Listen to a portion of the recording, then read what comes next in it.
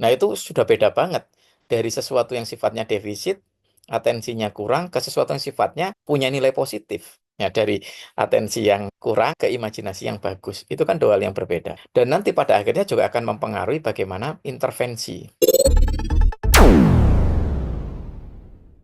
Assalamualaikum warahmatullahi wabarakatuh. Salam sejahtera buat kita semuanya. Jumpa lagi dengan saya Rudi Cahyo, masih di acara Jalan Penuh Makna. Hari ini saya akan membahas tentang kesalahan umum dalam mendiagnosis yang sering terjadi pada mahasiswa, terutama mahasiswa praktikum, atau mungkin barangkali saja juga bisa terjadi pada psikolog-psikolog pemula. Ini berawal dari sesi bimbingan saya bersama mahasiswa magister profesi ya, yang sedang melakukan praktikum di lapangan.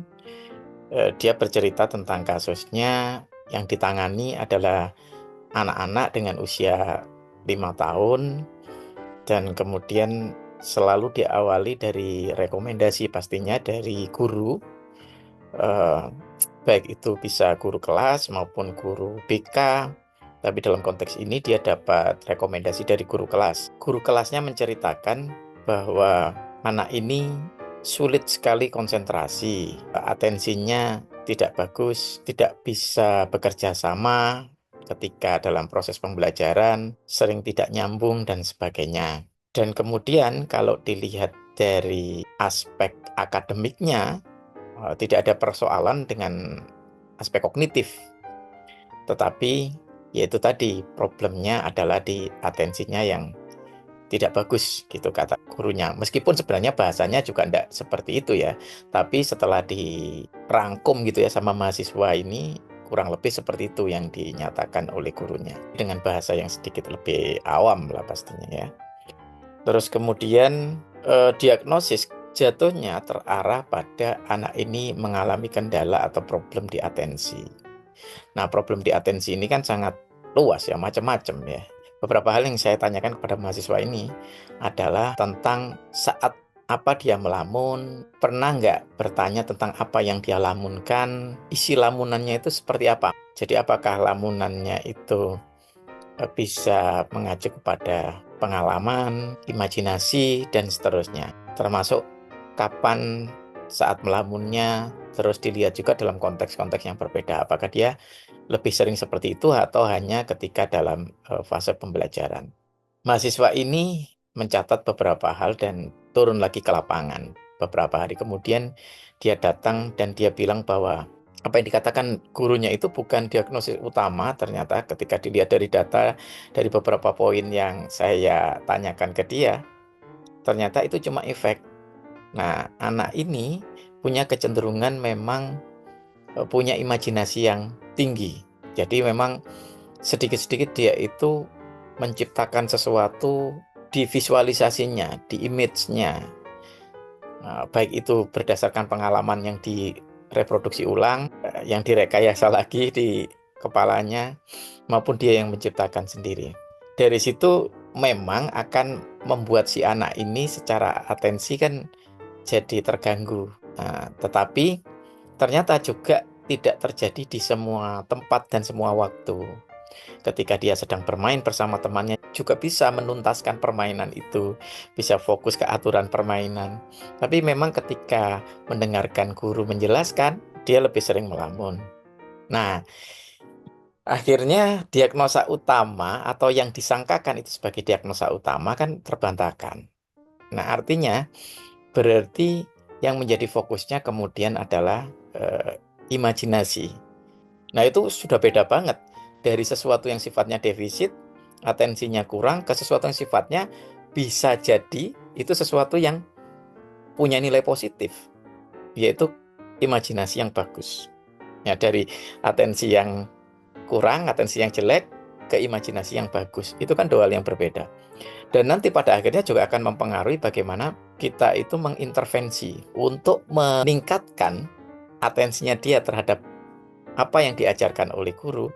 Berarti guru harus mengetahui ambang-ambang batas yang bisa, kalau dalam tanda kutip yang tidak terlalu positif ya, itu istilahnya pakai mendistorsi imajinasinya dia, sehingga imajinasinya dia itu sedikit pecah dan bisa alih fokus ke gurunya.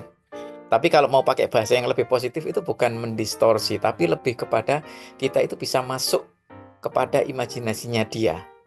Artinya kita menjadi bagian dari situ. Ketika kita menjadi bagian dari situ, kita punya value, punya nilai yang sama-sama menarik dengan imajinasi tersebut. Nah, itu kan berarti ketika kita bilang masuk, berarti kan tidak selalu harus mengganggu, tapi menjadi bagian. Ketika menjadi bagian, kita itu sama menyenangkannya, atau guru itu sama menyenangkannya dengan imajinasinya dia. Nah, itu kan jatuhnya intervensinya jadi berbeda ketika murni hanya mengatasi soal atensinya. Bisa saja ketika murni hanya mengatasi soal atensinya, belajar fokus pada satu hal, satu titik, atau membuat jeda ketika belajar, tidak selalu dalam waktu yang rentang yang panjang. Banyak sebenarnya bisa dilakukan untuk meningkatkan atensinya dia. Tapi karena itu sebagai penunjang, maka boleh saja itu dilakukan untuk menguatkan treatment utamanya, yaitu berkenaan dengan pemanfaatan imajinasinya dia. Nah, sebenarnya tidak ada masalah mau hanya memperbaiki atensinya saja, artinya ibaratnya dalam tanda kutip mengobati sesuatu yang sifatnya perifer ya, yang sifatnya sampingan. Tapi kemudian wilayah imajinasinya tidak dikelola juga sebenarnya tidak ada masalah karena tidak ada efek samping dari situ. Tetapi itu berarti tidak mengatasi core problemnya gitu loh. Nah, sementara imajinasinya masih tetap tinggi, ya dia akan tetap bisa kembali lagi seperti semula, atau ya mengatasi untuk mengembalikan atensinya itu sendiri akhirnya butuh effort yang besar karena kesalahan diagnosis. Ya bukan salah yang total 100%, tapi ada pergeseran atau kekurang tepatan diagnosis. Dalam konteks problem ini memang tidak masalah, tapi ada banyak problem, ada banyak kasus yang hal kayak begini ini bisa jadi persoalan yang besar. Baik itu kesalahan asesmen maupun kepada kesalahan dalam melakukan intervensi atau mengambil intervensi atau melakukan intervensi yang tepat. Seringnya mahasiswa itu ketika dicurhati oleh BK, oleh guru, kemudian menjadikan itu final diagnosis. Jadi itu dianggap sebagai kebenaran, dan kemudian ketika dia melakukan assessment dan nanti ujungnya juga pada intervensi atau melakukan treatment, itu berdasarkan keluhan tersebut langsung. Jadi istilahnya asesmennya akhirnya jadi cara untuk memberikan pembenaran terhadap keluhannya si guru atau pihak sekolah. Nah, itu kan berarti kan kita dituntun tidak secara kritis untuk menganggap itu sebuah data awal atau sebuah informasi awal yang mentah yang seharusnya diikuti dengan berbagai bukti dan punya pertanyaan-pertanyaan penuntun yang itu harus memiliki jawaban yang berupa informasi atau data-data kayak tadi. Kapan hal seperti itu terjadi? Di mana hal seperti itu terjadi? Apakah di semua tempat atau di tempat tertentu? Kapan mulainya? Kapan terjadi perubahan? Termasuk detil-detil apa yang terjadi di dalamnya. Itu kadang-kadang tidak dieksplor atau kurang dieksplor gara-gara sudah terpatok diagnosisnya didasarkan pada hanya keluhan dari pihak klien ya. Kalau mau diperluas, memang konteksnya saya ini kan mahasiswanya ini mahasiswa bidang minatnya pendidikan perkembangan. Kalau mau diperluas ya sebenarnya semua bidang juga berlaku sama. Bidang industri, bidang sosial, bidang klinis, apalagi bidang klinis ya. Itu sangat berlaku ini cara model berpikir yang saya jelaskan ini. Artinya bahwa kesalahan atau ketidaktepatan diagnosis itu sangat mungkin terjadi karena itu tadi terlalu terpatok pada keluhan yang diberikan oleh pihak klien, bukan kliennya secara langsung lagi ya. Kliennya secara langsung aja kalau mau curhat itu saja kadang ada banyak hal yang lapis-lapisan yang harus kita kupas ya, terutama berkenaan defense mechanism itu juga perlu kita kupas. Lah apalagi ini bukan dari kliennya sendiri, tapi dari pihak yang menanganinya. Dan ini biasanya kalau dari pihak lain, kayak tadi pihak yang punya wewenang ya, baik itu orang tua, baik itu guru, punya wewenang atas si anak ini, itu kadang-kadang didasarkan pada hanya satu standar. Dalam penentuan abnormalitas atau sesuatu yang tidak sesuai ya, atau maladaptif dari seseorang, itu kan sebenarnya ada 3 hal yang umum dijadikan acuan. Ada yang diagnosis secara klinis, berarti ada panduannya, ada checklistnya. Itu yang pertama. Ada pendiagnosan dengan menggunakan statistik, artinya dia itu masih berada di area normal atau di kelompok normal atau sudah keluar dari kelompok normal. Itu biasanya dengan menggunakan statistik.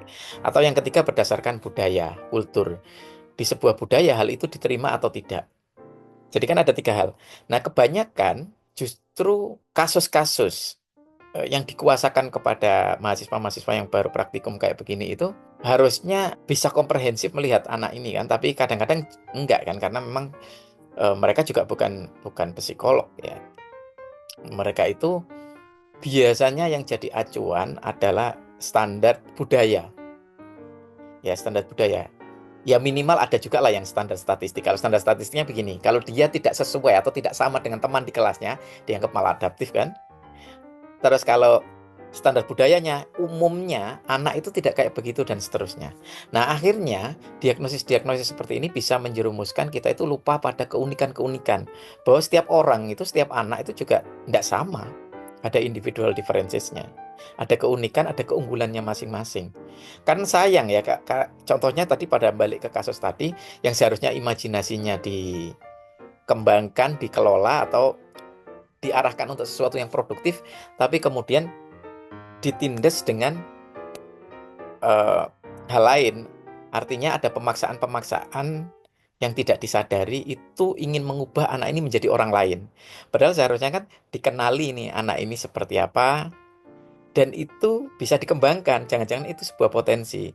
Nah, potensi ini tidak jadi berkembang karena ya fokusnya mengubah klien, mengubah orang itu menjadi orang lain akhirnya. Yang dianggap secara kultural, secara budaya, itu umumnya harusnya kayak begitu gitu. Nah, itu yang disayangkan. Dan kalau kita boleh berkaca atau boleh jujur, jangan-jangan banyak juga mungkin praktisi-praktisi, psikolog, atau apapun profesi yang ada kaitannya dengan diagnosis, itu juga melakukan ketidaktepatan-ketidaktepatan seperti ini.